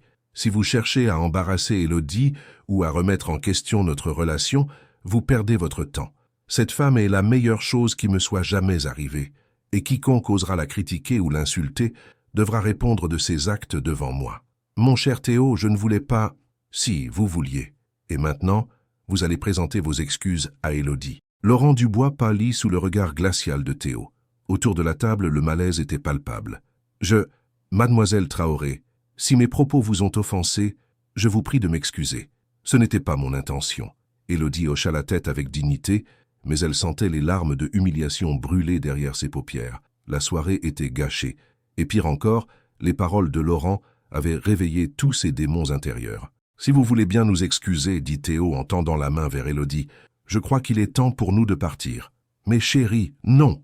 protesta Isabella. « Ne laissez pas cet imbécile gâcher votre soirée. »« Ce n'est pas grave, Isabella, » dit Élodie en se forçant à sourire. « Nous avons passé une merveilleuse soirée, merci pour tout. » Dans le taxi qui les ramenait à l'hôtel, un silence tendu régnait entre eux.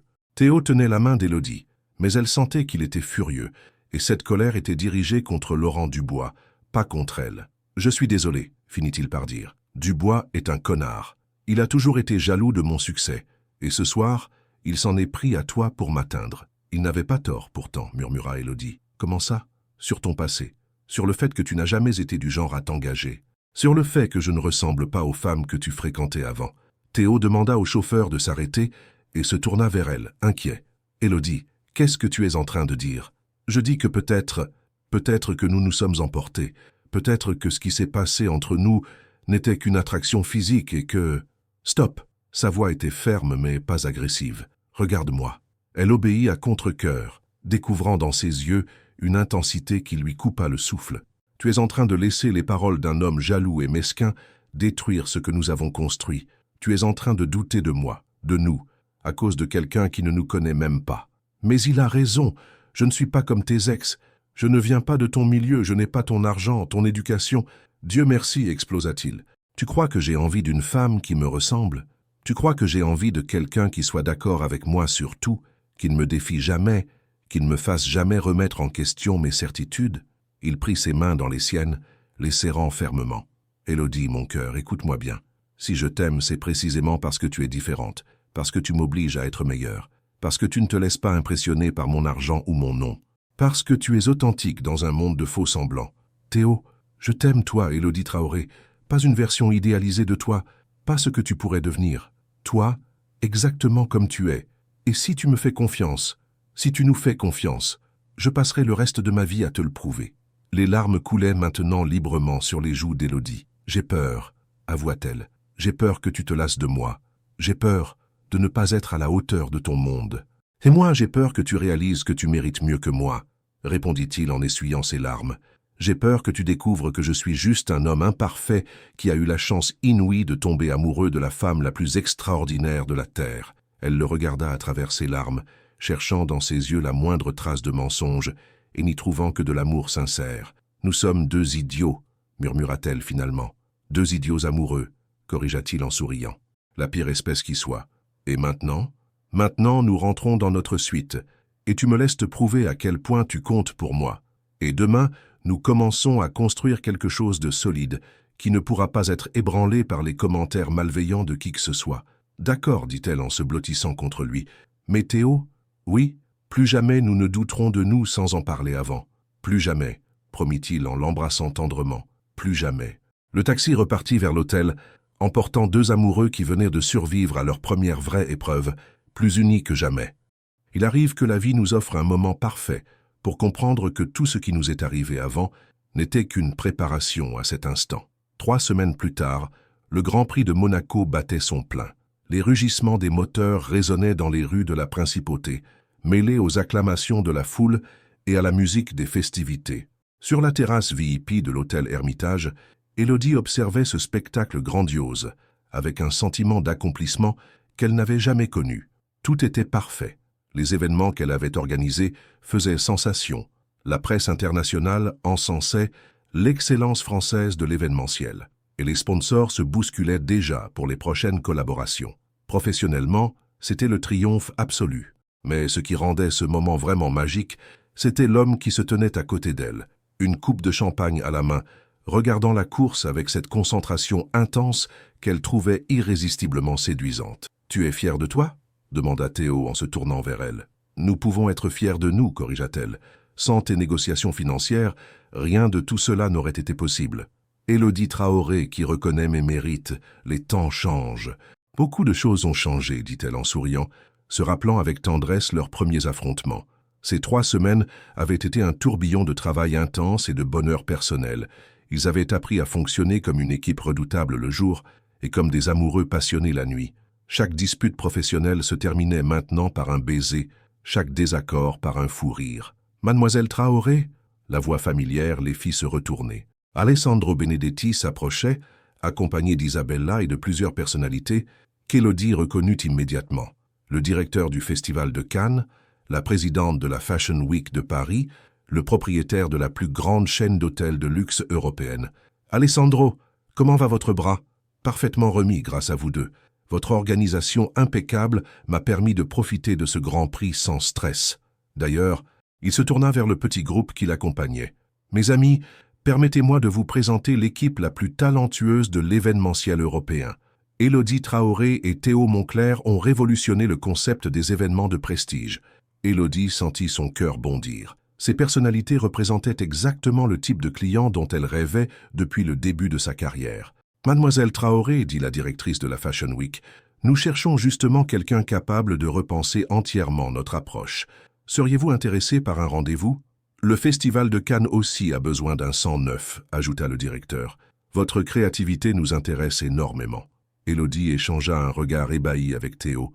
En l'espace de quelques minutes, sa carrière venait de prendre une dimension internationale. Nous... Bien sûr, ce serait un honneur. Parfait. Isabella a vos coordonnées.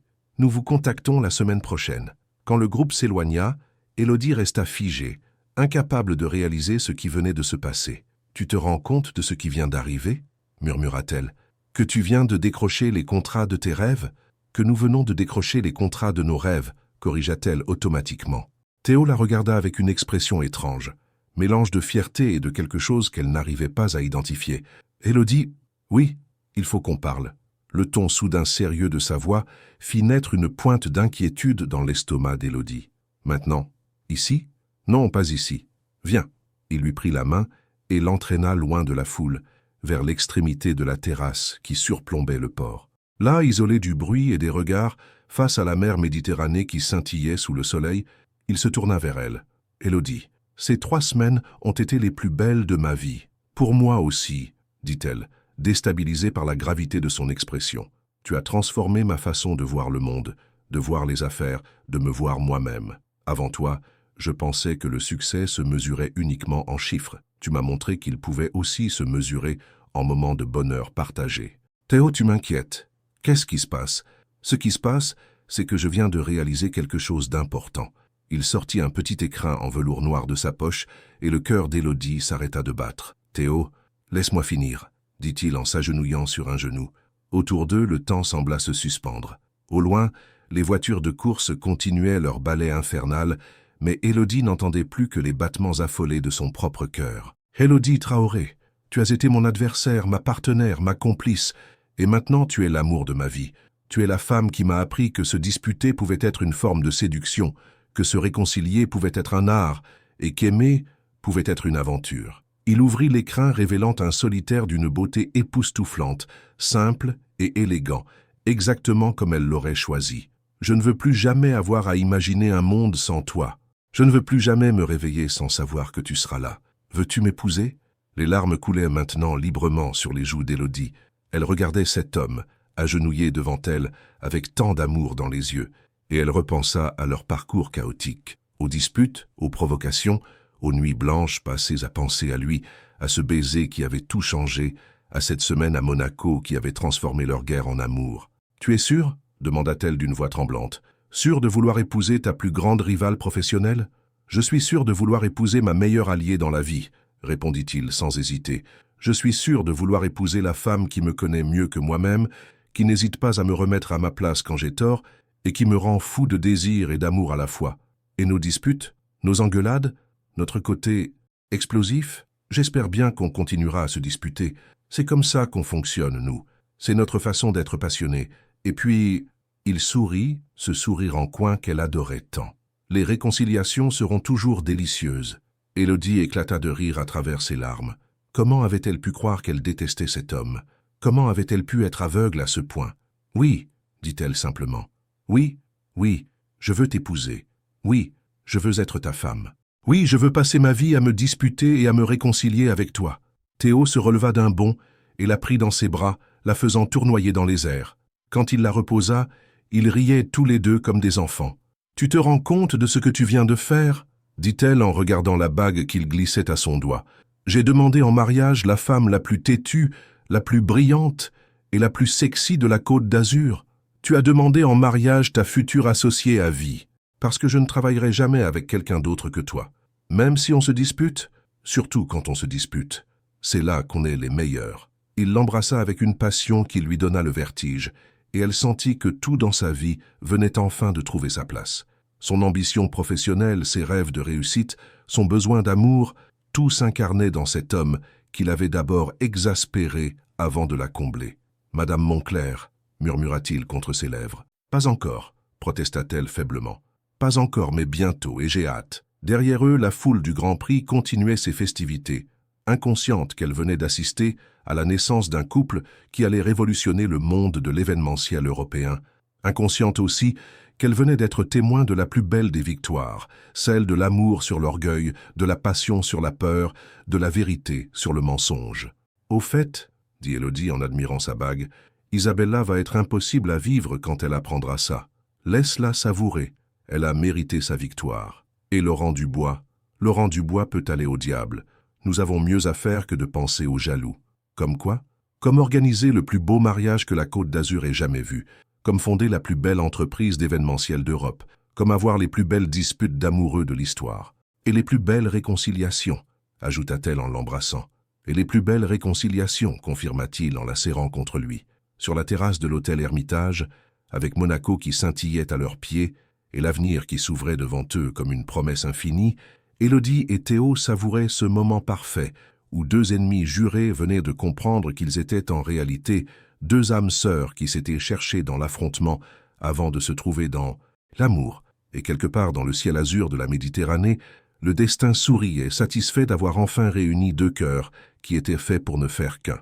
Un an plus tard, parfois, le bonheur ressemble exactement à ce qu'on avait imaginé. Parfois, il nous surprend en étant infiniment plus beau.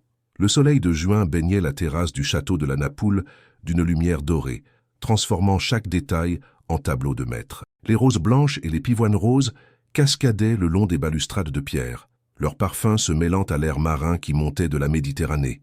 Au loin, les voiles blanches des yachts dansaient sur l'eau turquoise, offrant un décor digne des plus beaux rêves.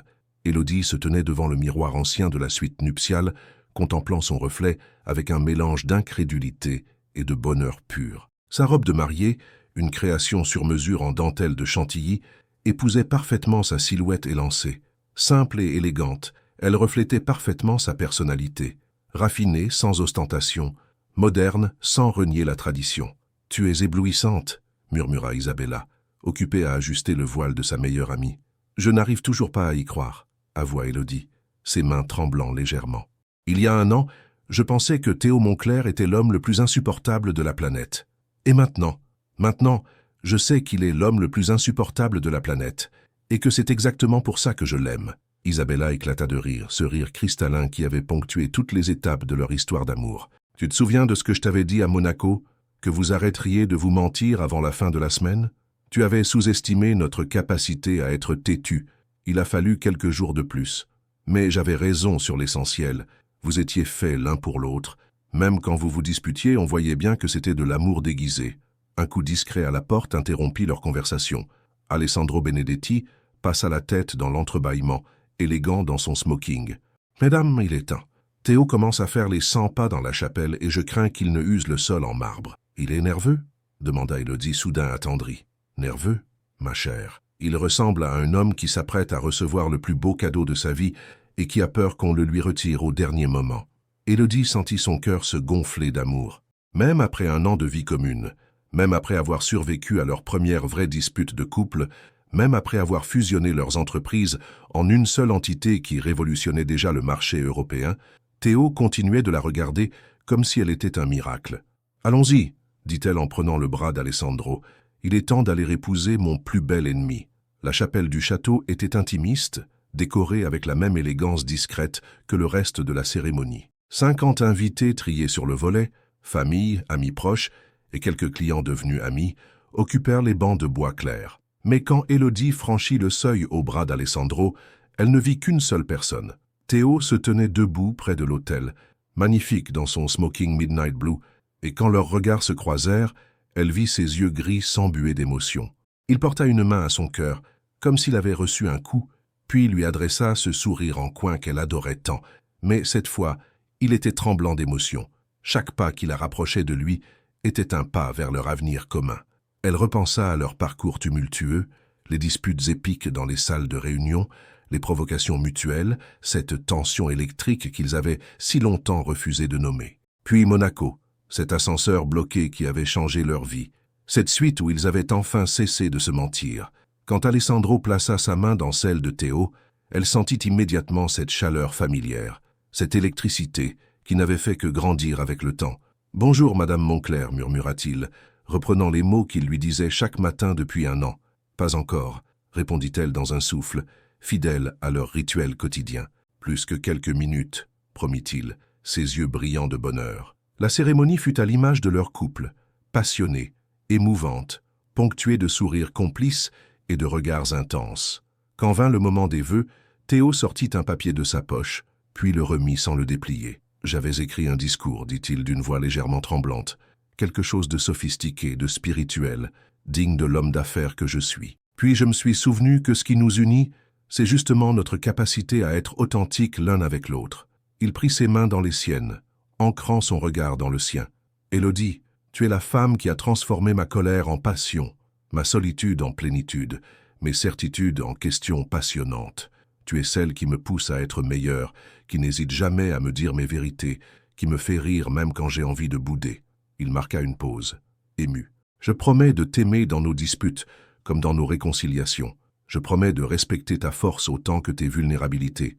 Je promets de construire avec toi un empire professionnel et un royaume amoureux.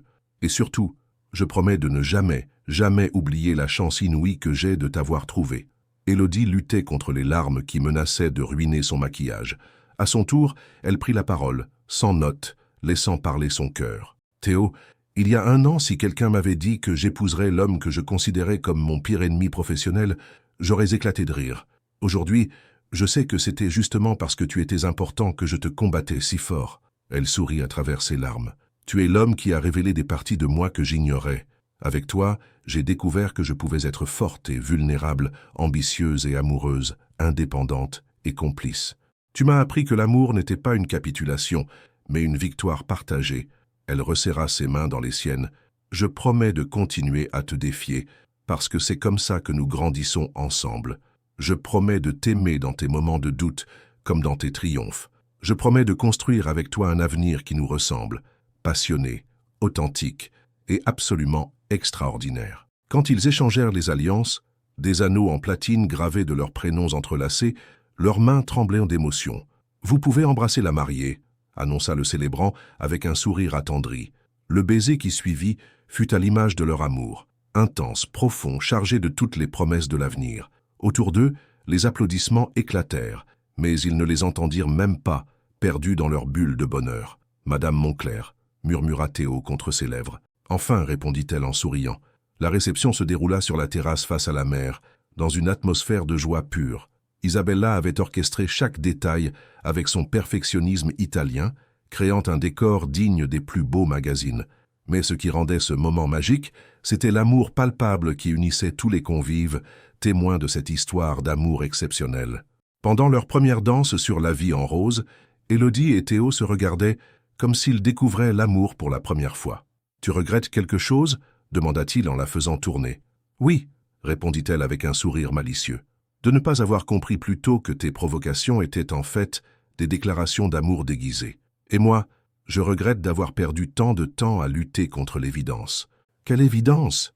Que tu es l'amour de ma vie depuis le premier jour où je t'ai vu. » Plus tard, alors que la soirée touchait à sa fin et que les derniers invités sirotaient leur champagne sous les étoiles, Élodie et Théo s'éclipsèrent vers la plage privée du château. Pieds nus dans le sable fin, sa robe de mariée flottant dans la brise marine, Élodie regardait l'horizon où la lune traçait un chemin d'argent sur l'eau. « À quoi tu penses ?» demanda Théo en l'entourant de ses bras. « À nous, à notre parcours, à cette guerre absurde que nous nous sommes livrés pendant des mois. Tu la regrettes, cette guerre ?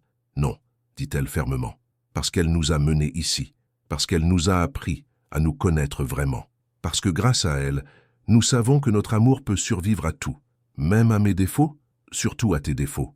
D'ailleurs, j'en ai fait une liste pour notre voyage de noces. On aura le temps d'en discuter pendant les 2 semaines en Toscane. » Théo éclata de rire, ce rire franc qu'elle adorait tant. « Ma femme me fait déjà une liste de reproches le soir de notre mariage. Je crois que je vais adorer être marié. Tu ferais mieux, parce que tu es coincé avec moi pour la vie. » « Coincé ?» Il la fit pivoter vers lui, ses yeux brillants d'amour et de malice. « Madame Moncler, être avec vous n'est pas une prison, c'est une libération. Être avec vous, c'est enfin être moi-même. » Ils s'embrassèrent bouc sous les étoiles, sur cette plage où les vagues venaient de mourir en douceur, conscients qu'ils écrivaient le premier chapitre de leur vraie vie commune. 1 an plus tard, ils recevraient le prix de la meilleure agence événementielle d'Europe. 6 mois après cela, ils apprendraient qu'ils attendaient leur premier enfant. Dans 3 ans, ils ouvriraient une succursale à New York. Dans 5 ans, ils renouvelleraient leurs vœux entourés de leurs 2 enfants. Mais ce soir-là, sur cette plage de la Côte d'Azur, ils étaient simplement Élodie et Théo, 2 anciens ennemis devenus amants, puis époux, savourant la certitude absolue qu'ils venèrent de s'engager pour la plus belle des aventures. Car après tout, les plus belles histoires d'amour ne commencent-elles pas toujours par « ils ne pouvaient pas se supporter » ? Fin. Votre participation au canal est très importante. Veuillez laisser votre opinion dans les commentaires. Et vous, chers spectateurs, avez-vous déjà vécu cette expérience troublante où la frontière entre l'amour et la haine devient si mince qu'elle en devient invisible ? Avez-vous déjà découvert que votre plus grand rival était en réalité l'amour de votre vie ? Partagez vos histoires dans les commentaires, car parfois la réalité dépasse la fiction et vos propres aventures amoureuses peuvent être encore plus belles que celles d'Élodie et Théo. J'espère que vous avez apprécié la vidéo d'aujourd'hui. Si c'est le cas, n'hésitez pas à laisser un j'aime pour m'aider et n'oubliez pas de vous abonner à la chaîne pour ne pas manquer les prochaines histoires. Merci d'avoir regardé et à bientôt dans la prochaine vidéo.